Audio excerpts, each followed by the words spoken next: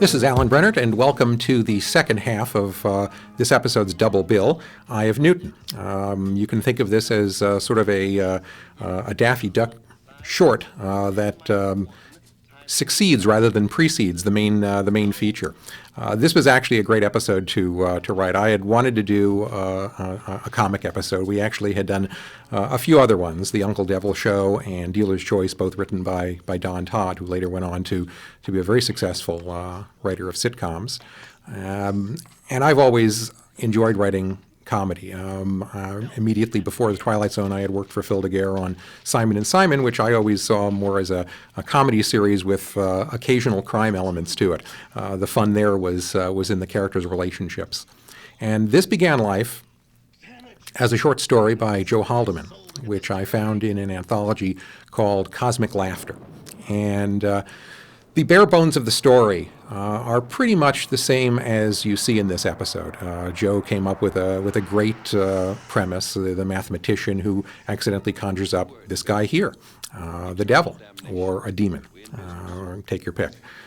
And it contains the setup, it contains the payoff, which you've probably already seen since you've already seen the episode, where he tells him to get lost, which of course he can't do. I built on that from there. There was probably a bit less comedy in the actual short story than I put in the episode. One of my contributions to this was to envision the demon as sort of a Hollywood agent and make most of his dialogue kind of quasi-hip. To me, this is still one of my favorite episodes for that reason. And in fact, my favorite line in the episode is when he talks about somebody's soul going into turnaround.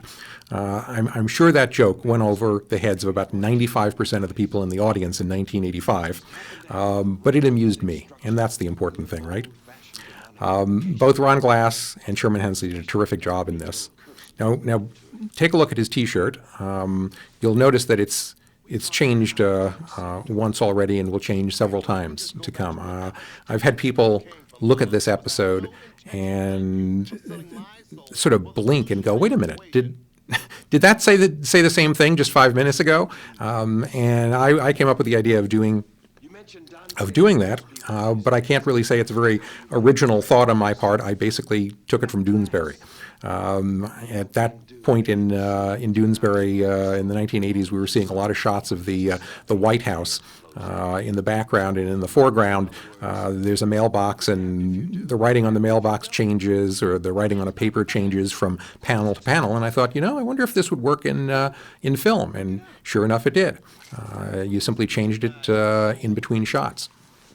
So this is sort of one of those episodes that I think rewards going back over and looking at twice. Oh, there it is. It's changed again. Over 2 billion served. Excuse me for laughing at my own joke. Anyway, I think they did a terrific job on this. The only major change from the short story, I believe in the short story, the equation or the problem that the mathematician was working on was squaring the circle. And in order to make sure that this was fairly accurate, at least in terms of the mathematics, I spoke to there's another new T-shirt, by the way, ladies and gentlemen. I talked to a mathematics professor at UCLA who was more than a little snippy. Perhaps he resented giving free advice to a Hollywood producer, but he told me, well, the circle's been squared years ago, so that's just a fake issue. It's just not accurate. And I said, oh, gee, well, it's too bad, because it sounds really nice. There's no way we could keep that somehow. And he got very testy and said, if you don't want it to be accurate, then that's fine with me. And he hung up on me.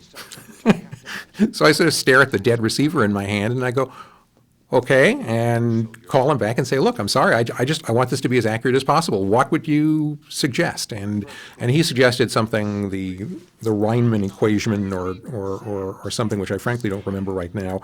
And I substituted that. And I think Ken Gilbert, our director, was a little unhappy with that because he liked squaring the circle. But given the choice of making it accurate or not, we tended to go for accurate. Albeit in an episode about a demon from the nether regions of hell. Anyway, this is one of my favorite episodes because it's concise and compact and funny, and I like the fact that it's part of a double bill with one of my other favorite episodes, Her Pilgrim Soul, and I hope you agree. State as easily as you can blow your nose. I can do anything, go anywhere. And I have access to every bit of recorded information in the omnibus. So that pretty much exhausts whatever profound sentiments I have to say about this episode, so I'll just conclude by saying I hope you've enjoyed this episode as much as I enjoyed writing it. Eso es poesía, solo es poesía. Sé quién te puede comprar. Existe un mundo en que la forma de vida dominante es una raza de dígitos binarios, vivientes y conscientes. Podría ser un decimal. Y con el tiempo llegar a ser una fracción. ¿Hay algún lugar en el universo que esté habitado donde pudieras ir y te fuera imposible volver aquí? Odio emanarte esas vibraciones negativas, Sam. Pero no. Podría ir corriendo a la galaxia de Andrómeda y volver en un microsegundo si es que no me detengo a almorzar. Podría ir quizá a lo que sería Berlín si los nazis hubieran ganado la guerra. O a la Roma del siglo XII a.C. si Alejandro hubiera llegado a una edad avanzada. Y debo confesarte, Sam, que la verdad esperaba más de ti. Tratar de encontrar un lugar del cual no pudiera volver es un viejo truco. La última vez que alguien lo intentó fue debió ser por el siglo V a.C. No funcionó antes ni funcionará ahora, así que finalmente hazme una pregunta que no pueda contestar o una tarea que no pueda llevar a cabo. No es una pregunta, es un mandato. Lo estoy esperando, viejo. Vete al diablo. No,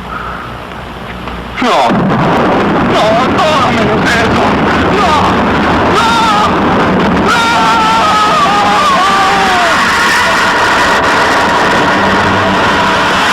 Es otro de nuestros consabidos consejos respecto a qué hacer si el diablo aparece en el umbral de su puerta.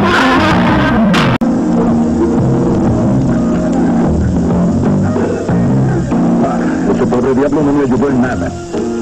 Un anuncio de servicios públicos. From the Twilight.